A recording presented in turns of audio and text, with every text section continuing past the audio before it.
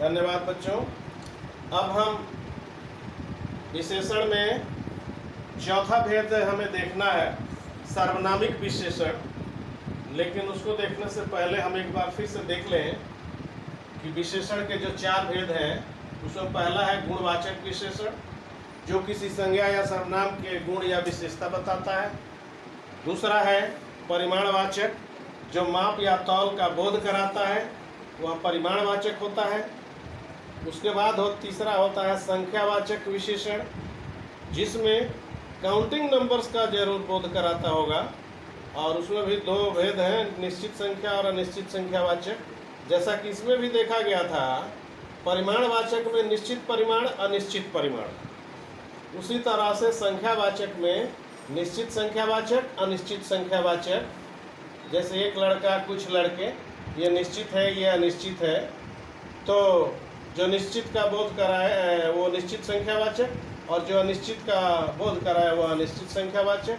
और उसी क्रम में आज अभी हम सार्वनामिक विशेषण, जो कि चौथा भेद है विशेषण का, उस पर ध्यान देंगे कि सार्वनामिक विशेषण है क्या।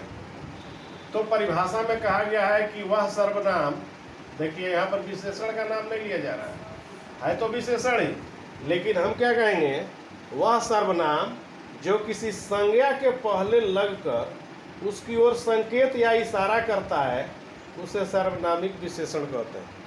कंफ्यूजन है? हम बोल रहे हैं वह सर्वनाम, हालांकि वो विशेषण होता है। हम तो लिख दिए हैं यहाँ पर सार्वनामिक विशेषण और कह रहे हैं सर्वनाम। तो सार्वनामिक विशेषण का मतलब कोई सर्वनाम ही होता है, वह सर्वनाम ही होगा जो सार्वनामिक विशेषण नाम से जाना जाता है। तो कौन सा सर्वनाम होगा जो सार्वनामिक विशेषण कहलाता है? वह सर्वनाम जो किसी संज्ञा के पहले लगता है, संज्ञा के पहले लगकर उसकी ओर संकेत या इशारा करता है, उसे सार्वनामिक विशेषण कहते हैं। इसको ठीक ढंग से समझने के लिए यहाँ देखा जाए, परिभाषा के बाद उदाहरण में, वह लड़का मेरा भाई है। हम हाथ से इंगित करके बता रहे हैं कि वह लड़का मेरा भाई है। तो जब हम संकेत करेंगे उसकी तरफ, इशारा करेंगे उसकी तरफ, लड़का से पहले वह आया है ना। लड़का ये संज्ञा है, असंज्ञा के किसी वाक्य में संज्ञा के पहले जब कोई सर्वनाम लग जाए तो वह सर्वनाम सर्वनाम नहीं है, बल्कि सार्वनामिक विशेषण है। तो वह जनरली हम लोग जानते हैं कि वह, तुम, मैं, ये सर्वनाम होता है। लेकिन वही सर्वनाम जब किसी संज्ञा के पहले आ जाए तो वह सर्वनाम नहीं होता, वह सार्वनामिक विशेषण हो जाता है। हमारे ख्याल से ये तो क्लियर हो गया होगा। दूसरा एग्जाम्पल देखा जाए, उस लड़के को बुलाओ। अगर हम संकेत करके ऐसे कह रहे हो कि उस लड़के को बुलाओ, तो लड़का संज्ञा है और उस क्या है, सर्वनाम है। लेकिन जब संज्ञा के पहले लगा है सर्वनाम, तो ये सर्वनाम नहीं न कहलाएगा। संज्ञा के पहले जो सर्वनाम लगता है वो तो विशेषण कहलाता है। और कौन सा विशेषण? सार्वनामिक विशेषण, जो यहाँ पर लिखा हुआ है, उस लड़के को बुलाओ, यानी लड़का के पहले सर्वनाम है तो यह सार्वनामिक विशेषण हो गया। उसी तरह से तुम क्या है, संज्ञा है, सर्वनाम है। लेकिन जब यह राम के पहले लगा हुआ है, तुम राम के भाई हो, तो राम के भाई हो, तो राम के पहले जब तुम आ गया, यानी संज्ञा के पहले जब सर्वनाम आएगा, सार्वनामिक विशेषण कहलाएगा।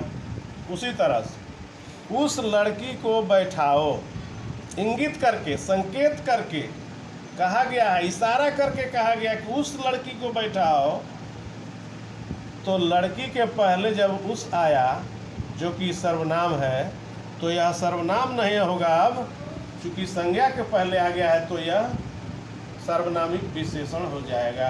उसी तरह से वही लड़का मेरे घर आया था, यह घर छूट गया है, वही लड़का मेरे घर आया था।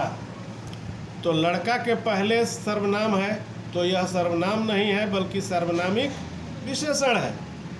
यही गाड़ी हमारी है, गाड़ी की तरफ इंगित किया गया है। यह संज्ञा के पहले सर्वनाम आ गया है तो यह सर्वनाम नहीं सर्वनामिक विशेषण कहलाएगा यही। उसी तरह से यही कलम हमारी है, यही कलम तुम्हारी है, तो कलम संज्ञा है, संज्ञा के पहले विशेषण सर्वनाम है तो यह सर्वनाम नहीं बल्कि सर्वनामिक विशेषण कहलाएगा। तो इस तरह से आज हमने देखा विशेषण के 4 भेद: गुणवाचक, परिमाणवाचक, संख्यावाचक और सार्वनामिक विशेषण। और इस तरह से विशेषण के 4 भेद आज खत्म हो गए। अगले दिन कोई और टॉपिक विकारी शब्द में से ही विशेषण के बाद क्रिया, तो अगले दिन संभवतः हम लोग क्रिया पढ़ेंगे जो कि विकारी शब्द का भेद है और विकारी शब्द का वो चौथा भेद होगा क्रिया। तब तक के लिए धन्यवाद, नमस्कार।